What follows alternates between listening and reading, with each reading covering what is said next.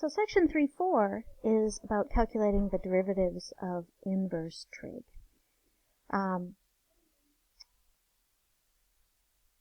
Before we do that, though, we need to kind of review inverse trig because I know that that's something that causes some headaches in pre-calc.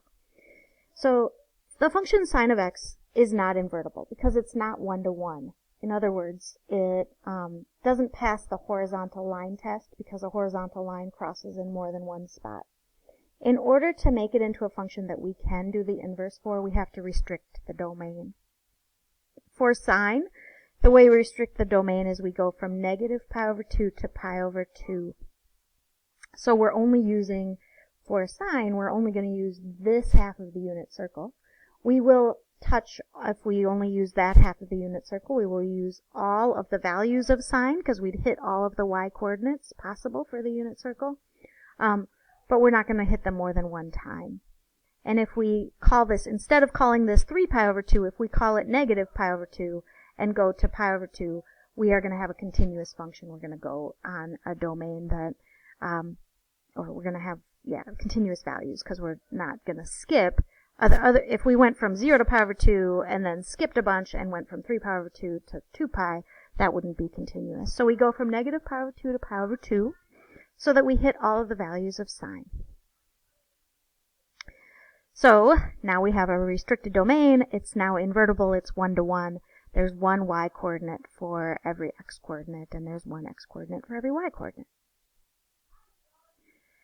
We do that for all of our trig functions. They are all on a restricted domain. Sine and tangent are both restricted between negative pi over 2 and pi over 2, and cosine is restricted between 0 and pi. And then that way, we can find inverses for all of those functions. So I want you to pause for a minute and try to evaluate these because it's important that you still know how to evaluate inverse. If you don't, you can go through and I'll talk through them. So sine inverse of negative pi over 2, remember we want to use this part of the unit circle. We want the y coordinate that would be negative. So it's going to be between negative pi over 2 and 0, and we want root 2 over 2, so that would be negative pi over 4. For cosine, we use the top half of the unit circle. We want our cosine value to be a half, which means the x coordinate would be a half, so that's going to be pi over 3.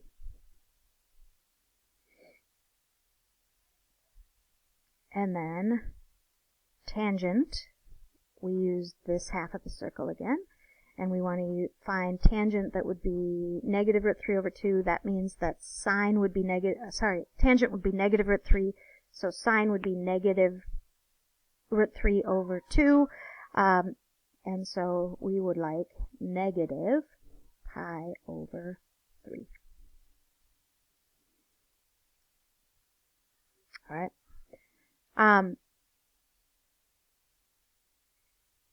So here is the new stuff. This is not review. That stuff up until now has been review, but here is a new formula for you. The derivative of sine inverse is going to be pretty ugly. 1 over the square root of x squared minus 1. We're going to go through the proof so you can see why this derivative is true. It is not a difficult proof. It requires a little bit of trig background knowledge, but you can totally do it. All right, here's the proof. We're going to go through it together. We're going to say y is equal to sine inverse of x. The first thing we're going to do is rewrite that using the inverses.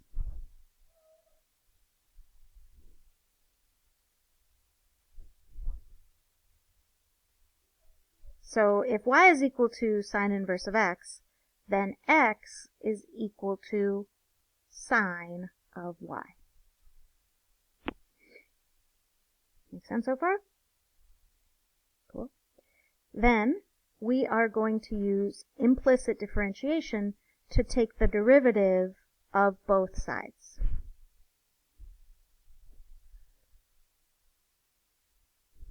So the derivative of x is 1.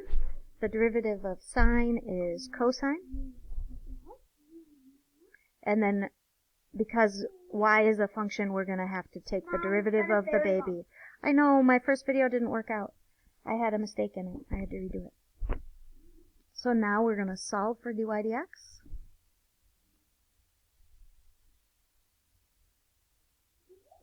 So we get dy dx is equal to 1 over cosine of y.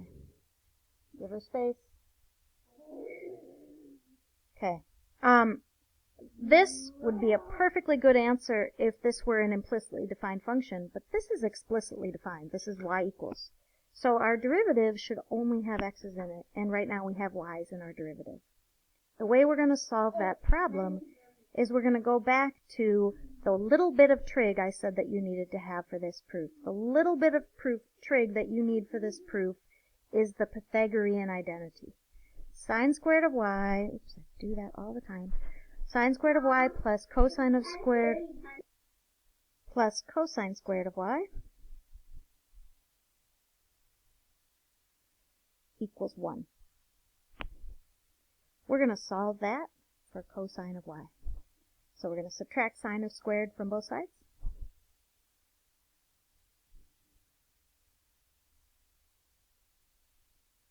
And we're going to take the square root of both sides. So we get cosine of y is equal to plus or minus 1 minus sine squared of y. But here's the deal. Because of how we restricted our domain, sine inverse is only going to be from negative pi over 2 to pi over 2. And all of cosine is positive on that restriction. So we can rewrite this as cosine of y is equal to just the square root of 1 minus sine squared y.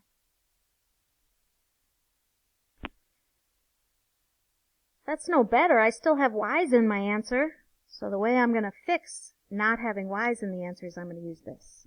But now I'm going to go to this. So dy dx is equal to 1 over the square root of 1 minus sine squared y. And the reason for that is the Pythagorean identity.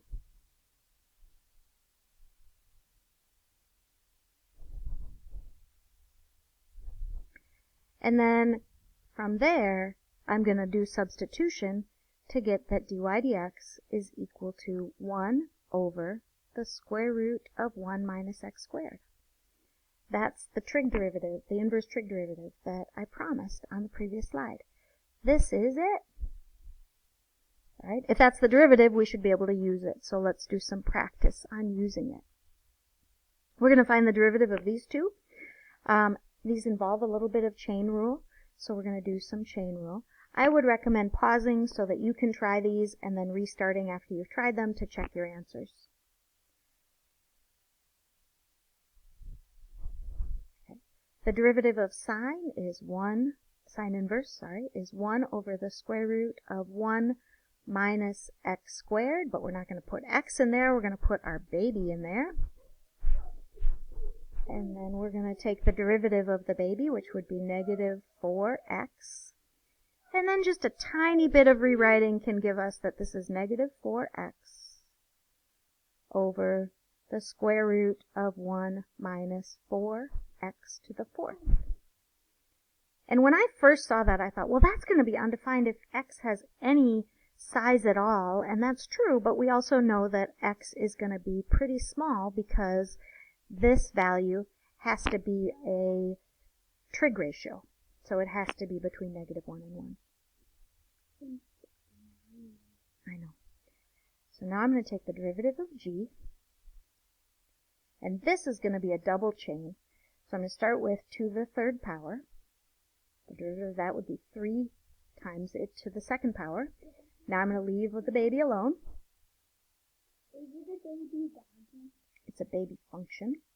And then I'm going to take the derivative of sine inverse, which is our new one. And that's 1 minus the baby squared, but in this case the baby is 5x squared. And then finally, I'm going to take the derivative of 5x squared. So that would be 5 times 2x. Now a little bit of rewriting and I get 30x times sine inverse of 5x squared over the square root of 1 minus 25x to the 4th. So that's how we deal with these. Yeah, but x is going to make that smaller, so it's going to work out okay. So there's how we use these trig derivatives, trig inverse derivatives. I'm going to show you how to derive the tangent one. So if f of x is equal to tangent inverse, this is the derivative, 1 over 1 plus x squared. I like this one because you don't have to worry about the order. It could be x squared plus 1, whatever you're more comfortable with because it's addition. The other one the order does matter because it has some subtraction in it. So we're going to prove it the same way. I'm going to go a little faster this time.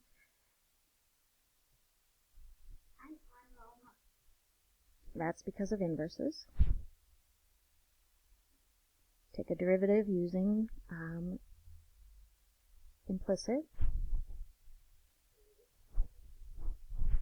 I'm going to solve for dy dx.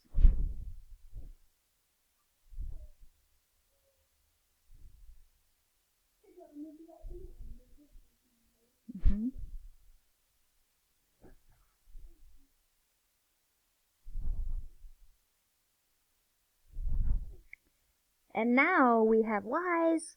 We don't want y's, so we need to go back to our Pythagorean identity. We're going to start with the one that we all know. Sine squared plus cosine squared equals 1. But now we want secant squared in there. So the way we get secant would be 1 divided by cosine. So I can get secant by dividing this side by cosine squared. But if I divide that side of my equation by cosine squared, I have to divide both sides by cosine squared. Sine divided by cosine would be tangent. Cosine divided by cosine would be 1. And this would be what we want, which is secant squared y. So now we can replace this.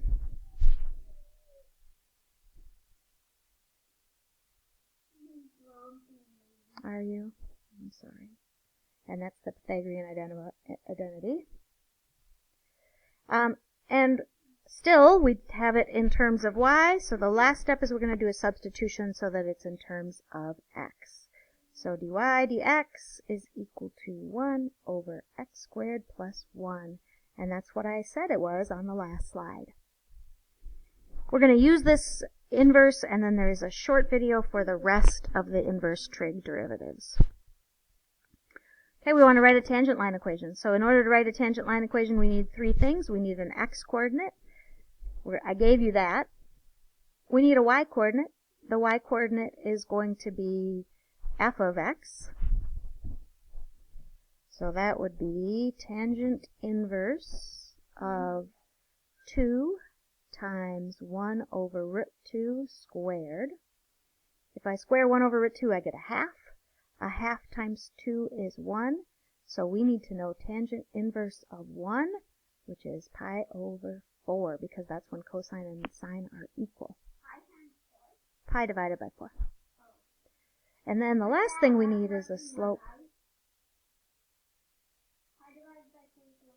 You're right, it's less than 1. I don't know, about 3/4. So in order to get the slope, we need to take the derivative. So we're going to go ahead and do that. That's true. So tangent is going to be 1. I'm going to do this video and then I can talk to you about pi all you want.